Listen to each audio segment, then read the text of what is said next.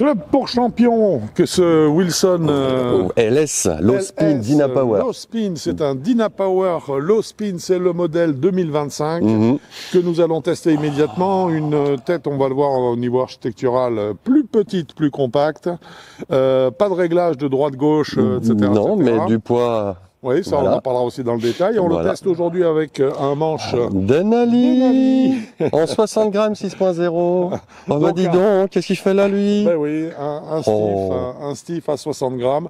On rentre dans notre catégorie de shaft. Encore une fois. Donc nous allons le tester bien sûr et vous dire le plus honnêtement possible tout ce que nous en pensons. À tout de suite.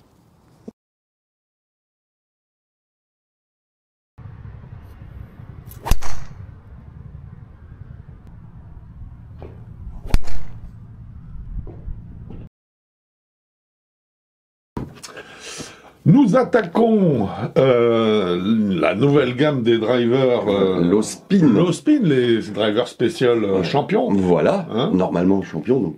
Et c'est donc, oui, le Wilson qui ouvre le bal avec le Dyna Power LS. Et qui ouvre le bal aussi avec pas une nouvelle notation, mais un regroupement de certaines catégories qui nous semblaient plus justes. Oui, alors on va en profiter parce qu'il y a une logique dans tout ça. Par exemple, parce que c'est très clair, la qualité des matériaux et la qualité statique.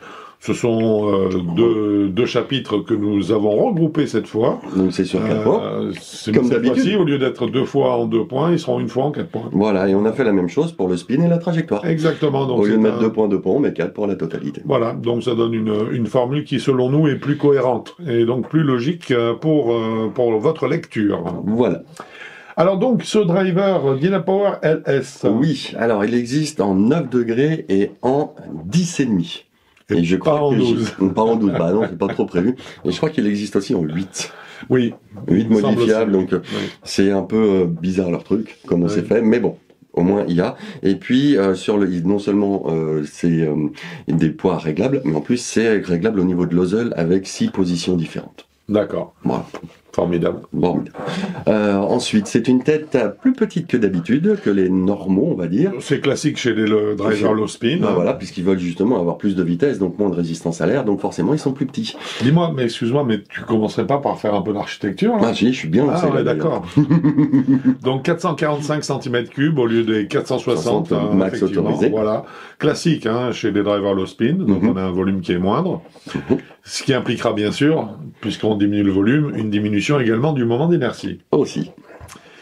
Ensuite, la technologie PKR 360, pilotée par intelligence artificielle, donc c'est le nom qu'ils donnent pour leur phase de club. C'est ça. Qui est fabriquée donc via intelligence artificielle, multimatériaux, multi-épaisseurs. Oui, c'est ça, et qu'on retrouve sur tous leurs produits. Tous leurs produits, c'est la même technologie qui est adaptée à chaque tête, en plus. Et puis, toutes les grandes marques ont leur phase de club. Leur propre intelligence artificielle qui conçoit leur propre phase de club. On se doute bien qu'à l'arrivée, elles se ressemblent toutes.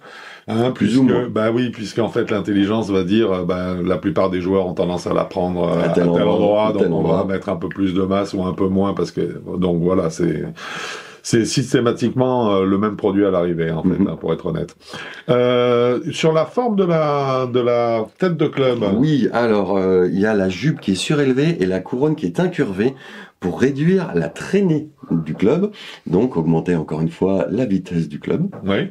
Donc là, c'est Wilson se donne un maximum de chance pour que le club aille vite et qu'il crée de la distance. Voilà, pour générer de la vitesse. Voilà, parce que le principe des LS, c'est un peu ça. Je veux dire, c'est un club qui pardonne moins, mais qui va plus vite. Et qui va donc plus loin, et puis comme il y a moins de spin, normalement... et qui donne plus de distance à l'arrivée. Exactement. Plus de roule. Après, ça dépend du temps qu'il fait. Toujours. Il y a 2 poids qui sont... interchangeables. Un poids de 6 grammes et un poids de 12 grammes. On peut mettre le 12 grammes en arrière ou en avant, le 6 grammes aussi inversement. D'accord, en le mettant derrière, je suppose qu'on augmente la tolérance. Et en le mettant devant, on augmente la puissance et on diminue le spin. Voilà. Nous avons des nervures dans ce corps. Oui, à l'intérieur du corps qui sont spécifiquement placées pour améliorer le son et surtout l'optimiser, le rendre plus sourd et puissant. D'accord. Oui, il y a du son puissant, monsieur. Il y a du son puissant. Absolument. La surface, je pense qu'on parle de la couronne. Je pense aussi, parce qu'ils mettent juste la surface. Voilà. Ah non, la surface du club, parce qu'il y a des parties, carbone qui sont insérées en fait dans la tête de club, qui sont visuelles. Voilà. Il y a 58% de plus de carbone, de fibres de carbone, pardon, dans cette tête de club pour justement ajuster le poids au maximum et faire en sorte que le centre de gravité soit le mieux placé possible. Voilà. Ce qui est intéressant, c'est que là, le carbone sert à l'ajustement du poids et ne concerne pas la face de club. Non, parce que la face de club en fibre de carbone, j'ai un léger doute sur la résistance de cette dernière. Disons qu'il y en a qui ont essayé, puisque... Ils ont eu des problèmes. Alors, ils ont eu des problèmes. En tout cas, ce qui est sûr, c'est qu'ils ont arrêté d'en faire. Voilà, très vite. Je ne citerai pas la marque, mais elle est quand même bien connue.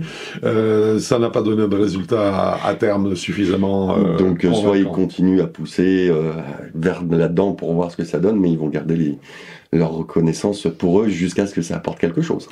Peut-être. En tout cas, pour l'instant, là, dans ce cas de figure, positionner sur la face de club, jouer sur la différence de masse entre le carbone et le métal, c'est intelligent parce que ça permet effectivement de récupérer de la masse par endroit et surtout une distribution de cette masse qui peut être un petit peu plus faite, je dirais, à volonté, quoi. Donc, ça, c'est bien vu. Voilà d'un point de vue architectural, me semble-t-il. C'est fait. Oui. Eh bien, on va pouvoir commencer donc le premier chapitre du verdict à proprement parler, qui concerne donc la qualité des matériaux et les qualités statiques.